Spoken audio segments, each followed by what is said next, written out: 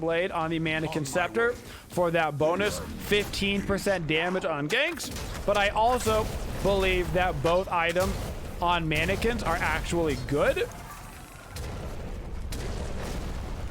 I see a rat above me, so I'm gonna hold my jump. I'm gonna jump over this rat jump, hit my target, so I'm gonna start focusing him as much as I can.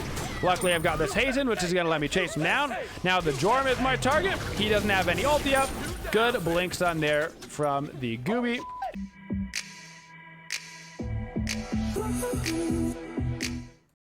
Hello, everybody. We are here with your Kali guide. I'm gonna be setting the mid laner as my target. That's going to be a fairly squishy target for me, and I'm going to be going for a nice early gank. Normally on Kali right now, I would lean into the mannequin's scepter here. That would typically be my item of choice, but mannequin scepter, as of the time of this video, is in fact broken. It does not work at all. It is supposed to give you heals when you kill things, and it does not give you heals, so I'm not going to buy a broken item. If it wasn't broken, there's a good chance that I would be buying the mannequins right now, but because it's not, we are going to get ourselves Eye of the Jungle. Now, Eye of the Jungle has also recently gotten changed, so it has a little bit more HP 5 and MP 5 while you're in the jungle, so you get a bit more sustain while you're chilling in the jungle, so that's nice, and so we're actually going to get a lot more sustain from this item than we used to. Hey there! Hi. My goal here is going to be to clear out this speed ASAP, use my hog on this immediate camp in front of me, and then go for a quick gank in the mid lane using my blink. So Thoth is a fairly susceptible character to early ganks. He might play it back because of the Gooby anyway. That's fine. Looks like they have also come for the early gank. So both of us are actually here early. Rat has dashed, so I'm going to blink on him. And now I'm here to help out. And now we hit him with the little reverse gank. And so we get our first blood or first blooded. So because I have my blink ready to go, I can get my 3-second. This is our stun setup ability. Whereas a lot of the times you would get your jump if you're going more passive. But typically, I'm playing aggressive even on a character like Kali. So I like to get the 2 at level 1 for you clear. Then I get the 3 at level 2. And then I'll get my 3 at level 3. Now this does mean that you don't have your getaway skill until the level 3. So you've got to be careful on that front. But Kali is actually a pretty strong early game fighter. It's not exactly what she is known for, but her ability to fight early, especially if you go a build like this at the start, where I've gone with the eye and the mace, or if once mannequins fixed, you go mannequins and then the mace, you're going to have a lot of early power. Your 2 is going to give you that bleed plus a little bit of lifesteal, and then your 3, you get a stun, plus you get extra power from that. So you can actually fight really well in the early game as long as it's not one of the super ultra crazy strong characters like a Thanatos or something that's just going to like scythe dome you and take you out of the game. A lot of other characters, though, you can actually fight into pretty dang well. So for our first real item, we're going to be backing in order to get our Ninja Tabai, give us some movement speed, start embracing our attack speed, and then we are going to turn this mace into a crusher. I really like crusher on Kali. In the early game, it's going to give us a little bit of extra oomph to carry us towards the late game, which is where we really start to turn online. And you get the bleed combined with the fact that she's already got a bleed. It gives you a little bit of attack speed, power, pen. I find that it's a very nice transition item for Kali to start to bring her into the mid to late game. Plus you get 15 power off of the starter with this tier 1 mace. So if you have the tier 1 mace, you get 15 power. If you go tier 1 into like a stone cutting sword or something, you're actually going to get less damage in the ultra early. You're going to get 10 power and 3% movement speed. And I prefer to have that extra power just for the early game clear in the jungle and also for the early fight as well. So for our level order on Kali, we are going to max out 4, 2, 3, and 1. We level up our ultimate because we get extra duration, so we cannot die for an extra long period of time. Pretty straightforward. We rank up our 2 because this is our main form of jungle, lane clear, god, burst everything. Then we level up our 3 because this is going to give us increased power, and it's going to extend how long the buff lasts. An enemy has been slain. Finally, ranking up our 1 because our 1 is our getaway skill, and a lot of the time we're going to actually want to use it defensively. And so I don't necessarily want to rank up ability that I'm going to be using defensively. You're on fire. Awesome. Because all it's going to give us is a little bit of damage, but a lot of the times we're just going to be using it for the actual movement to jump over walls. Whether we're initiating with it or getting away, a lot of the times it doesn't actually hit. Now, a couple things you should know about Kali is that she actually has quite a bit of sustain built into her kit. So anti-healing is actually really good against Kali. She's not a character that people think about a lot of the times in terms of anti-heal. But if you're playing against a Kali, you should be thinking about it because she has a lot of various forms of healing. So step 1, your 2 gives you physical lifesteal against the targets that are affected by your bleed, up to 30%. That's a lot of lifesteal built into an ability.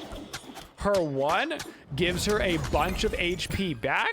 So when you heal for 20% of your target's missing health when you jump on them. So if this Harpy, right, is missing a bunch of health and I jump, I'm actually going to get a huge amount of sustain. The more HP that the target has, the more that 20% can be. So just right in those 2 abilities, you have a bunch of sustain. And then, of course, you have your passive, which is the 80% heal on kill and 20% heal on assist, also affected by the anti-healing. So just a lot of different forms of sustain built into your kit, which is good because we're not going to really be building any sustain in our kit. We just have so much built in. Now I'm going to back up, continue to work on my crusher. Continue to get that online and just keep the farm going.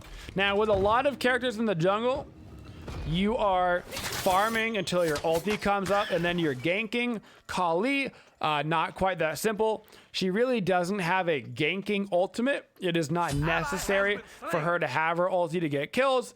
Some characters like a Thor, Thanatos, right? It's just really straightforward. Oh, my ulti's up. I'm going to go for a gank. Otherwise, I'm basically farming.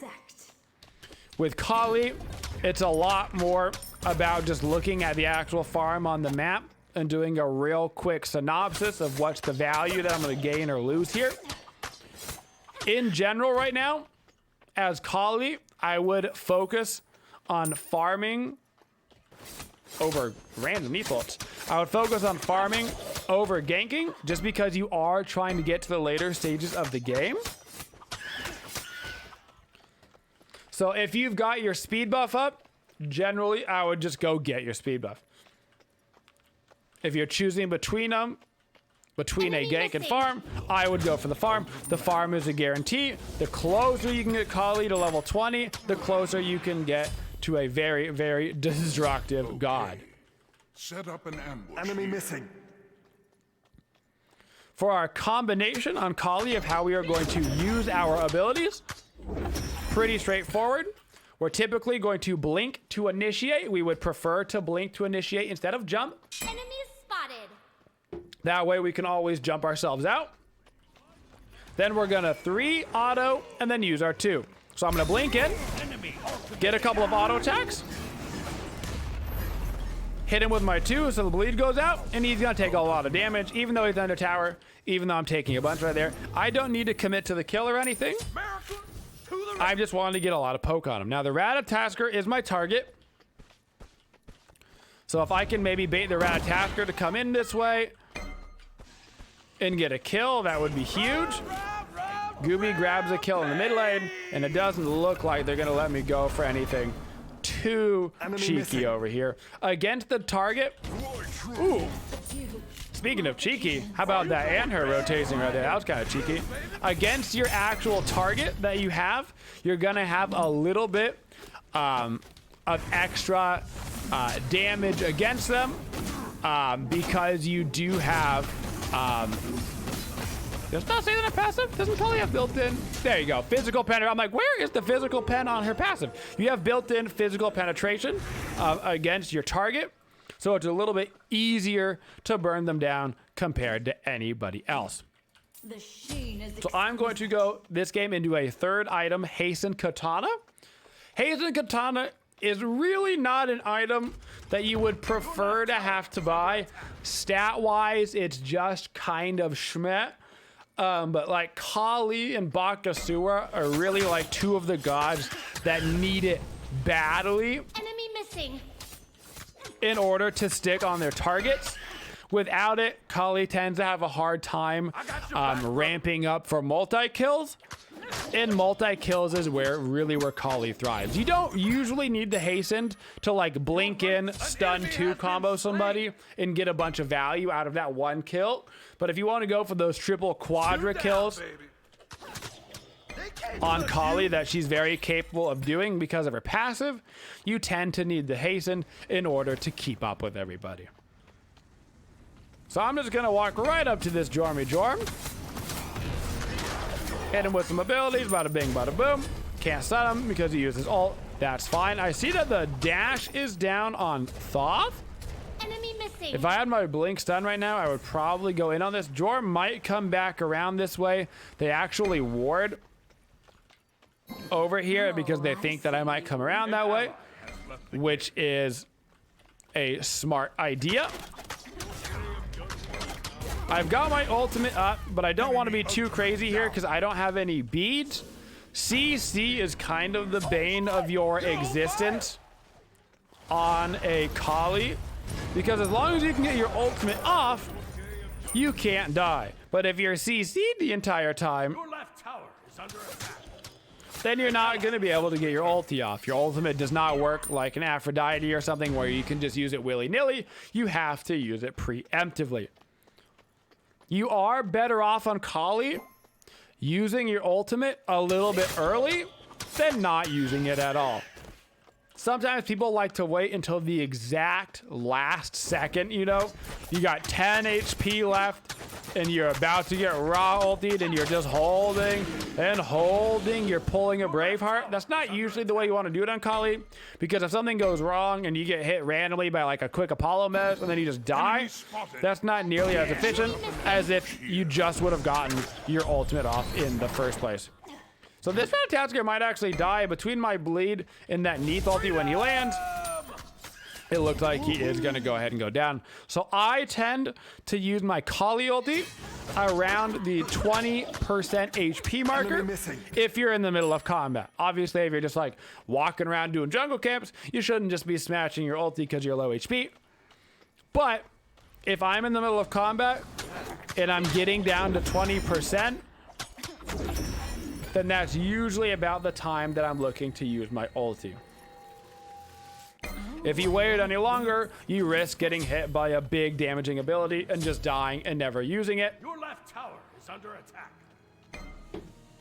And then you never get an opportunity to get your full heal from your passive.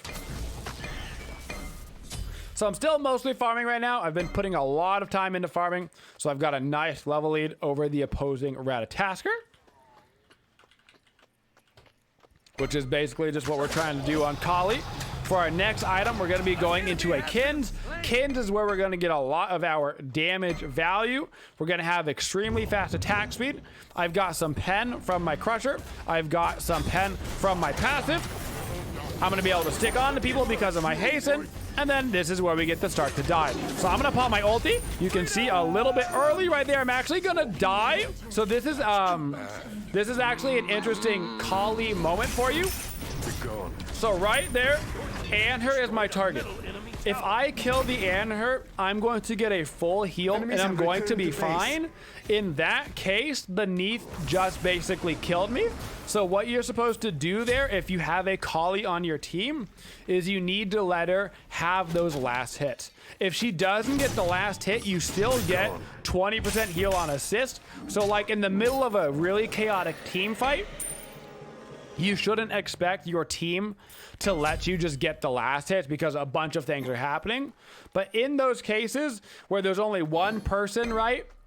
Where there's no worry about dying, there's no worry about, you know, anything happening. Let the Kali get the kill, because not only is she going to get that full heal, which is going to let her go right back into the jungle and farm, it's also going to give her bonus Ultimate is a ready. bonus gold bounty as well. So not only are you basically killing your Kali, in that case very literally, you're also taking away extra gold. Taking away extra gold means not as hard as a snowballing Kali. Kali is one of the few characters in the game that you can actually make an argument for in Smite of kill stealing. I can bring you back in. Basically, for the most part in Smite, kill stealing doesn't exist. A kill is a kill is a kill. But Kali may be one of the only, if not the only character in the game that she genuinely actually needs those last hits in order to utilize one of the best mechanics in the entire game. Kaboom, baby. Another thing you should know about Kali is that if your target dies, your next target is just going to be the closest enemy god. So like Thoth was my target, he died, it went to Xing Tian. As the Xing Tian died, it went over here to the Ratatasker, because the Ratatasker was my next closest target. Or excuse me, was the next closest target to the person that died. So that is how it's gonna choose your next target.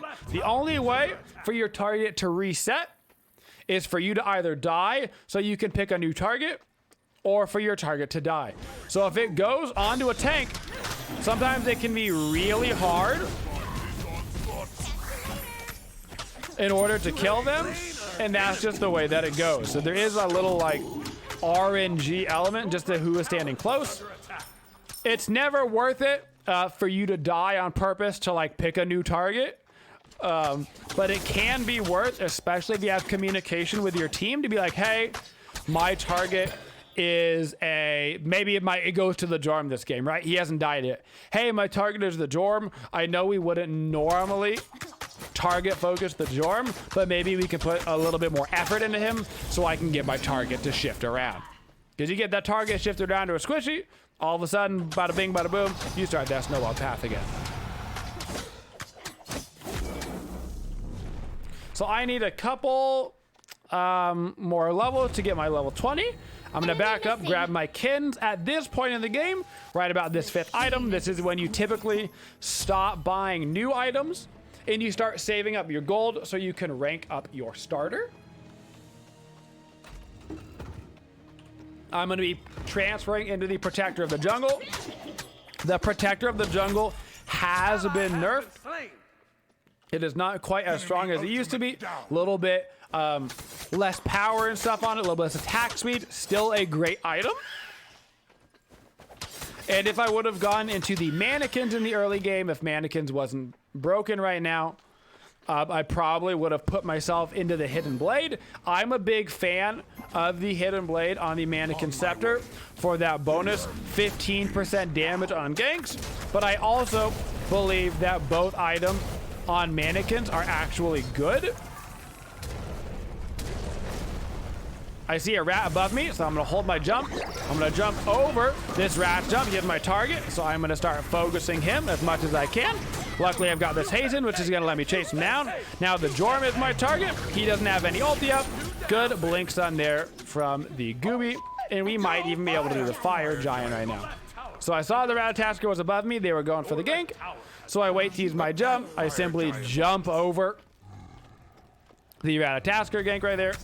I'm going to start taking this for my team just because we don't have our Fafnir or our tier here. And Neath and Gooby are probably going to have a better chance of dying, and they're going to be more important in terms of secure. So I'm just going to get this low. I've done kind of my job. I tanked it, and now I'm just going to get right out of that Fire Giant pit. You can see that I'm just about getting towards that level 20, right about the time Your last Phoenix is under attack. that I am getting enough gold as well to rank up my starter. So right around that level 17-ish, that 5th item-ish, is about the time you stop buying new items so you can get yourself that ranked up starter as soon as humanly possible. Missing.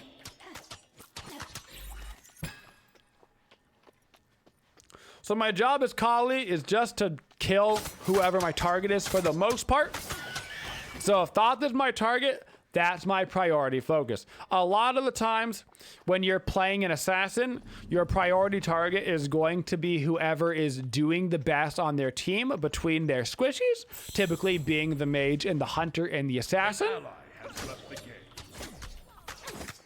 On Kali, it's a little bit different. Your target prioritization is not going to be based off of who was doing the best on their team. Your target prioritization is going to be based off of whoever your target is. Now, if you get to choose your target because you've died recently, fantastic. Choose whoever is doing the best of their squishies, right? Go ahead and give yourself whichever target is going to be the most problematic. So for this game, I would make the Anher my target if I got the pick, because he is level 18, he's 7 and 4, he's doing pretty good. He's a backline character that I want to dive, but I would also be taking out a high priority target. But because he is not, my target priority is going to be Thoth, because that way when Thoth dies, I get the bonus gold. I'm going to get the heal. That heal is going to allow me to keep on fighting. Your right tower is under So attack. I'm going to be running straight at this Thoth in the team fights. Then whoever my next target is, that's who I'm going for. Sheen 10 is my target. That means I'm going for Sheen 10. Ratatasker is my target. I'm going for Ratatasker. Doesn't matter who's got the mark on him now. I'm going straight for him. Now we've got the fire giant, so I'm going to run right up here, start attacking the Phoenix. If Ratatasker gets back into range, I don't mind going for him. We should back it right on up. Actually, we might have a quick Jorm kill here if they're not careful. They were not careful. They've got respawns in 10 seconds. We used our Gooby ult. They've still got tier 1 towers up. If the death timers there were a little bit longer, maybe we can go for the end. Or if we had all of their tier 1, tier 2 towers down. But because we don't have all the tier 1s down, because their death timers are so short, the safer play here is to just go over to the duo lane and start shoving this all up. We've still got Fire Giant for a minute, which means there's a good chance that we've still got enough time to go for this Phoenix. Your team has destroyed Well, that Phoenix, of course, is the most important Phoenix on the map because it is the farthest away from the Fire Giant. We've got the creeps moving up. We've still got 40 seconds, so I'm going to call for the attack left. I've got all my actives up. Our tier is tanking. They don't have the Anher here because he's over shoving right lane. So we should be able to grab ourselves a second Phoenix. Retreat. Then we can back it up and we can start shoving up right lane. Gooby's going all the way and he's going for a risky play of the day. What we should be doing right now is backing up.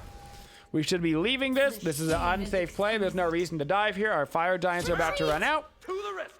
We can go, push back up right, get this tier 2 tower before the fire giant respawns, and have a bunch of wards set up around the fire so we can immediately grab it and then start shoving down right again.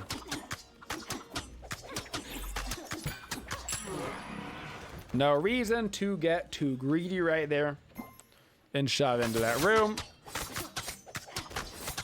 High risk, very little reward on that.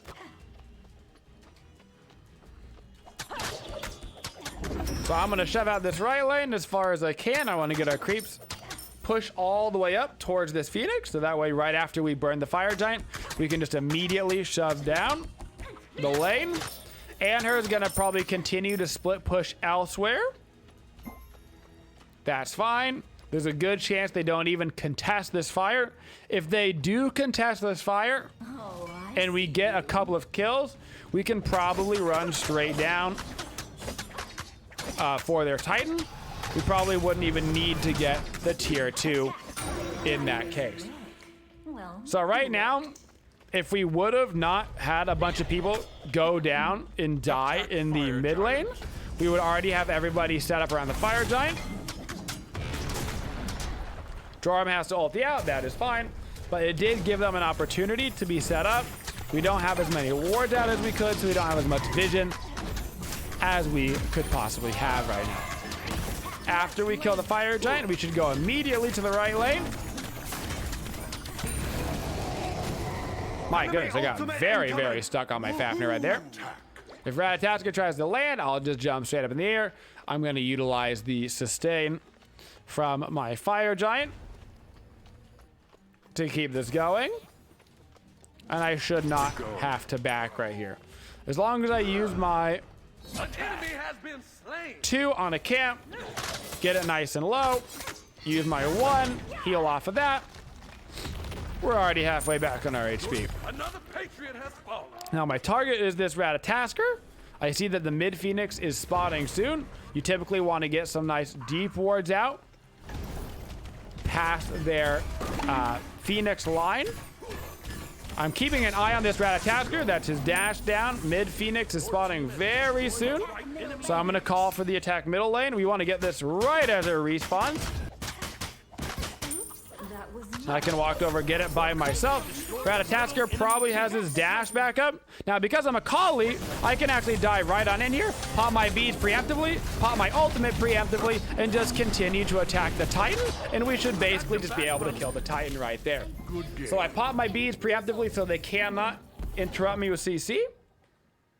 I pop my ultimate, so that way I've got basically 5 seconds of not being able to die. And I can just sit there and attack for free on the Titan. Now, I didn't have a lot of percent pen in my build, and that's because you get a lot of percent pen just by being Kali from your passive on your target. So for the most part, unless you're going against an extremely tanky team, you typically don't actually need percent pen on Kali. I had good flat pen with my Crusher and my Stone Cutting Sword to really burn down squishies. Plus, I had the Kins to give a bunch of damage against people with a bunch of HP, and that is where I was getting a lot of my damage value from, guys. And that is our Kali jungle. Thank you for supporting the Twitchiest community. If you'd like to see more videos, make sure you subscribe to the channel and always hit that bell for notifications so you don't miss any of the upcoming videos. Thank you for all your support and have a Twitchin' day, y'all.